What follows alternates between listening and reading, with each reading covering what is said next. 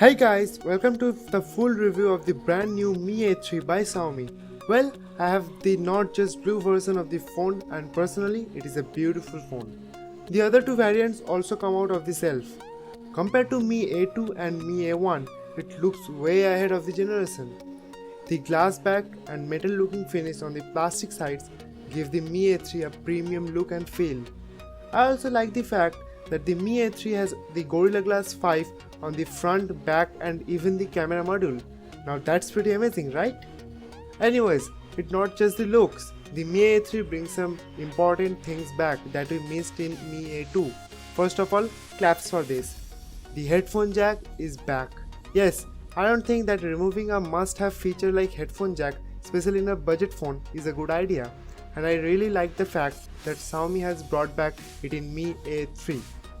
But that's not just everything. Xiaomi also brought back the micro SD card slot in Mi A3 that was removed in Mi A2. Now moving on to the front where the controversy lies. Xiaomi has brought an upgrade and a downgrade at the same time when it comes to the display. Here we can see a 6.1-inch Super AMOLED HD Plus display with a teardrop notch. Now the upgrade here is AMOLED and I appreciate the fact that we have AMOLED in a budget phone. I mean the colors are vibrant, the blacks are deep, so yeah, AMOLED is great. Now you have already noticed that the downgrade here is the resolution of the display.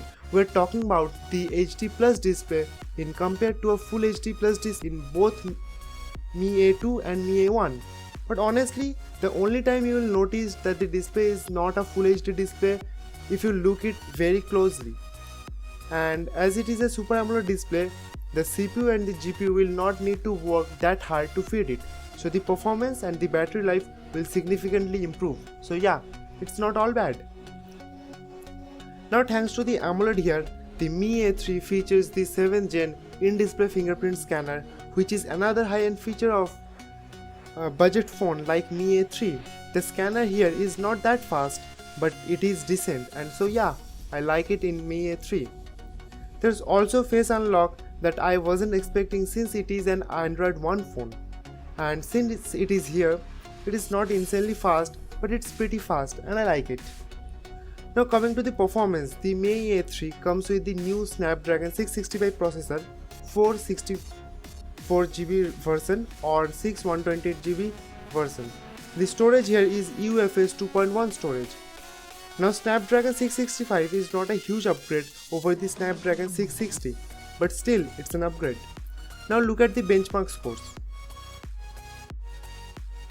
Now in real life uses, the Mi A3 feels pretty smooth, fast and responsive. I am using it as my daily driver for past couple of days and I hadn't had any issues with the performance. Thanks to stock Android One, the UI feels fluid and it also gives some performance advantages. Another thing that makes the Mi A3 feel snappy is the UFS 2.1 storage. Xiaomi is one of the first brands to bring this technology to the budget segment, and this is another flagship feature of Mi A3 which are not so flagship price. For gaming performance, PUBG Mobile runs in low settings by default and the gameplay is smooth. In high settings I notice some stutters here and there, but the overall experience is very convincing.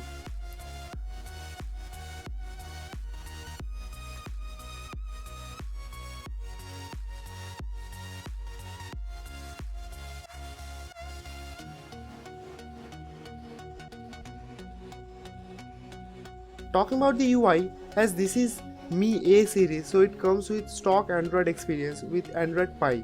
The UI is clean, no bloatware, ads or any unnecessary apps installed in the phone. Now the one area where the Mi A series is traditionally very strong is camera performance, and as you guessed, Mi A3 is not an exception to that. Mi A3 brings a very capable triple camera setup. It has a 8MP ultra-wide camera, a 48MP main camera and a 2MP depth sensor. I have taken some pictures with the Mi A3 and all the photos indicates the awesome camera performance of Mi A3. As you can see that Mi A3 captures some great photos in good lighting conditions, be the usual photos or the portrait mode photos. The details are good, the HDR is pretty nice and yeah, overall it seems pretty good. In low light, the Mi A3 does struggle sometimes, but most of the time it captures decent photos. The night mode is also helpful for those dark situations. So yeah, the primary camera is pretty good. Apart from that, the Mi A3's ultra-wide lens also does a pretty good job. It captures some nice shots, the details are good, colors are bright and vibrant, and yeah, overall the camera performance is great. The Mi A3 also supports 4K 30fps video recording. In this case, while the video quality is very good, but due to the EIS, the video is not so stable. In 1080p though, the Mi A3 can take some capable videos. In case of selfies, the Mi A3 packs a huge 32 megapixel front camera with features like HDR and portrait mode. Well, here are some selfies I took from it.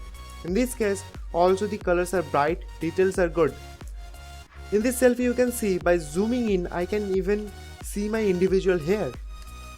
Overall, I am pretty satisfied with the camera performance of Mi A3 and it is expected as this is the Mi A series. Lastly, here comes the battery where we can also see a huge upgrade. The Mi A3 comes with a 4030 mAh battery with Lastly, here comes the battery where we can also see a huge upgrade. The Mi A3 comes with a 4030 mAh battery with 18 watt fast charge support. For my current use, it lasts me about a day and a half. So yeah, the battery is also a beast when it comes to a budget phone. Well, that was a good look at the brand new Mi A3 and it seems very capable phone to me right now, considering the price range of 13,000. I'll give an honest review after using it for a week or two, so stay tuned for that. Okay guys, that's pretty much it for this video. If you liked the video, then please like it. If you didn't, then hit the dislike button. Stay tuned for more upcoming videos and as always, I'll see you in the next one.